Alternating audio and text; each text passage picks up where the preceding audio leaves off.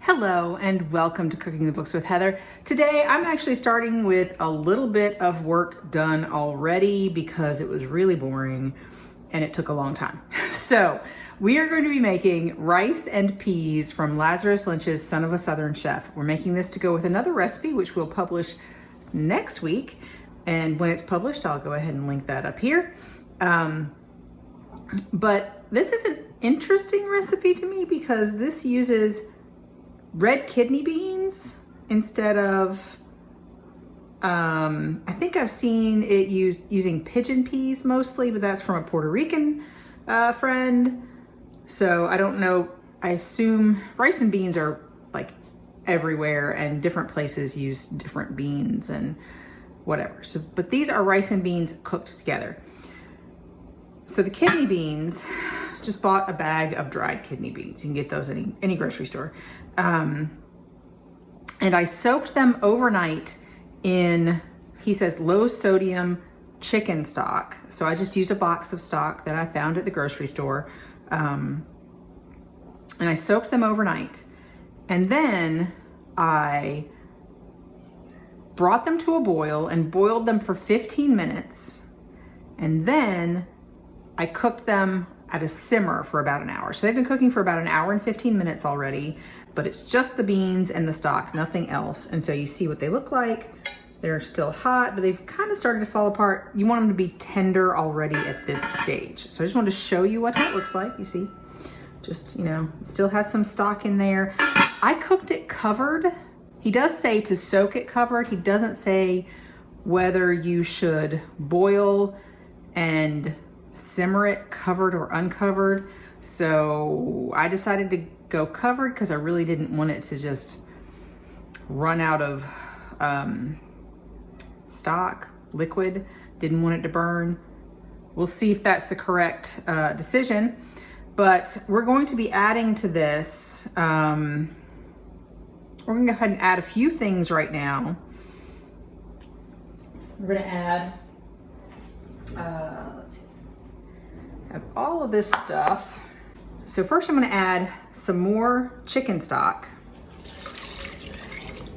Again, just from the box. The rice that we have, he says you must use parboiled rice for this recipe. My assistant went to the grocery store and happened to be able to find this golden rice that is parboiled. It's from Goya. So we're using this. I know that Uncle Ben's, which is available just about everywhere, it is called converted rice, which is the same as parboiled rice. So if you can't find anything else, you can probably find that. He says it won't work if you don't use parboiled rice. So, and it just so happens our red kidney beans were from the same brand. So we've added our stock. We want to add, oh, we're also supposed to be using a fork for this, so let me get a fork. We're supposed to stir this with a fork, I assume, to try not to break these up anymore. We're going to add the rice into the stock and the beans. We're going to add, now my thyme is kind of going meh, so this will be fine. We're gonna take the stems out later. This is also a habanero. Oh wait, we're supposed to bring this to a boil first. Oh well, I've messed it up already. So I'm gonna bring this to a boil and then I'm gonna add the habanero, and also I'm supposed to grate. I'm gonna move this to the stove. It'll be fine. So I've got that going back there just to bring it up to a boil. I've measured, this is another ingredient that I have not seen before. It's called pure creamed coconut, but it is not liquid. It is supposed to be like a coconut block. And he says to grate it. It seems like it's a little bit separated, but I'm gonna go ahead and, I put mine in the refrigerator to make it easier to grate. But I'm gonna go ahead and grate this on this. There we go. as well as I can. I assume that this will go in okay, will melt in okay, even if I don't grate it, but because he says to. I measured this before I grated it because, well, it was easier. So I measured it by weight, even though it doesn't give a weight measurement, but we'll see if it turns out okay. I'm getting coconut all over the place, just like I always do. All right, I'm calling that good, and I'm gonna throw that in there and see if it falls apart, because that's fine. This seems like more than it called for, but I don't care. Right now, I don't care. So I'm gonna clean this up. When this boils, I'm gonna add the coconut, the habanero.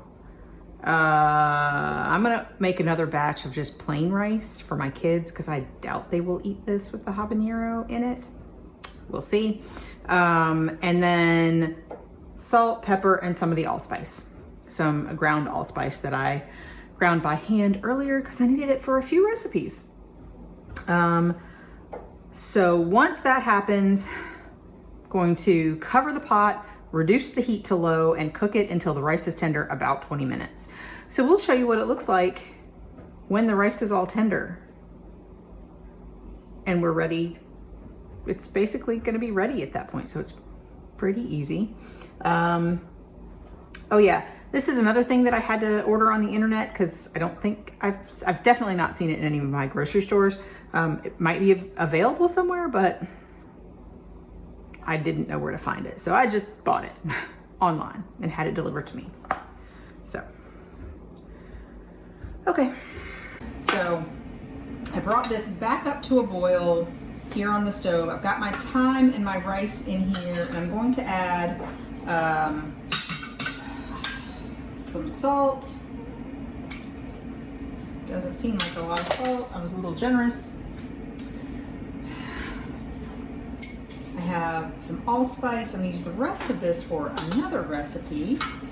And then we're gonna put in the creamed coconut that we grated just a second ago, and it went all over the place.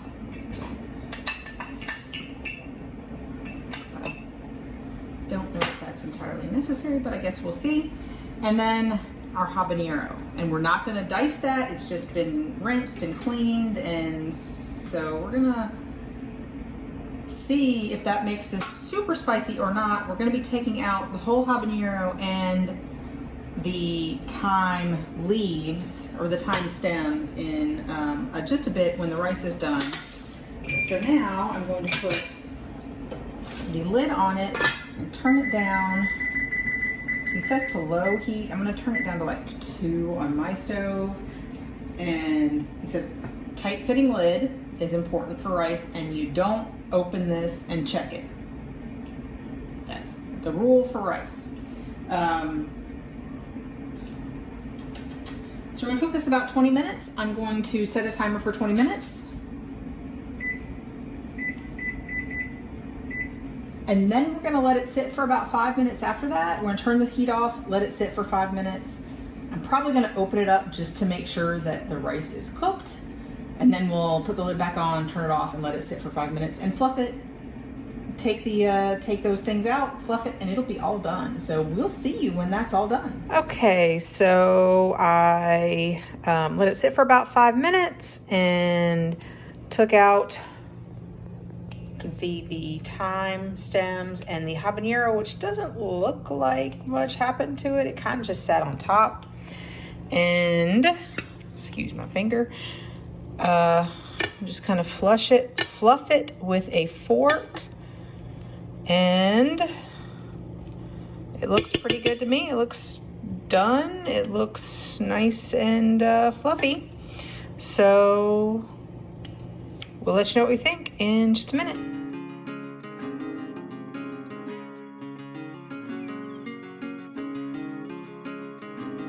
On this episode of Cooking the Books with Heather, you watched me make rice and peas from Lazarus Lynch's Son of a Southern Chef cookbook. We made this to go with the brown stew chicken, which I think we'll put out first, so that should be linked up here. And the first thing I'm going to say is I talked about it in that recipe where the picture in the book, which was actually the picture with the brown stew chicken, does not look anything like what you get when you make this recipe. Pet peeve of mine. But that said, it was really a pretty easy recipe. There are two things. You need parboiled rice, which is the same as converted. So Uncle Ben's is actually probably the easiest thing to find, but we managed to find another brand of rice that is converted rice. No, parboiled rice is what labeled as that, and we use that. I didn't end up loving the flavor of that, but it does turn out much more, the grains separate better and it doesn't get as mushy, I think, is kind of the good thing about that rice. So I don't know if it was the brand that we got that was, what kind of rice it was originally made out of, but I didn't love the flavor of the rice. We made it separately without the peas or without the kidney beans that you use in this recipe. And so it was definitely the rice flavor that wasn't my favorite, but whatever. The other ingredient that was difficult for us, but I just ordered it online, is the Grace Pure Creamed Coconut or other unsweetened coconut block. So I've had coconut cream or creamed coconut before, but that's usually a mostly liquid item in a can. This came in sort of a little rectangle and it was solid. So that was interesting. I'd never used that before. And then you were grating it, which was kind of a pain in the butt, honestly, because coconut is oily and slippery. It probably is necessary. I think I did end up finding a small piece of the bit that I threw in that I got annoyed with and didn't finish grating later on, but it's okay. But yeah, other than that, it's relatively simple. You do have to think ahead, so you can soak the dry kidney beans beforehand. But that's it. Other than that, it really doesn't take that long to come together. So I think everybody was okay with it. We didn't love it. We didn't hate it. But it didn't look like the picture. One other thing that we noticed about this recipe is we expected there to be at least a little bit of spice in this because you do throw a whole habanero in while the rice cooks, but it didn't seem to really make any difference whatsoever in the flavor. It kind of just floated on top, was able to pick it out because you're supposed to cook it with the lid on, so there was no way to make sure you stir it up or to get it mixed up in the rice while you are cooking the rice, and it was just floating on top, and there was absolutely no habanero or spice flavor, which means the kids liked it okay, but it was a little disappointing. So the rice and the brown stew chicken, there was absolutely no heat to it, which my husband was actually hoping for. So if you enjoyed watching me make this, please give me a thumbs up, hit the subscribe button, and come back and watch me make something else next week.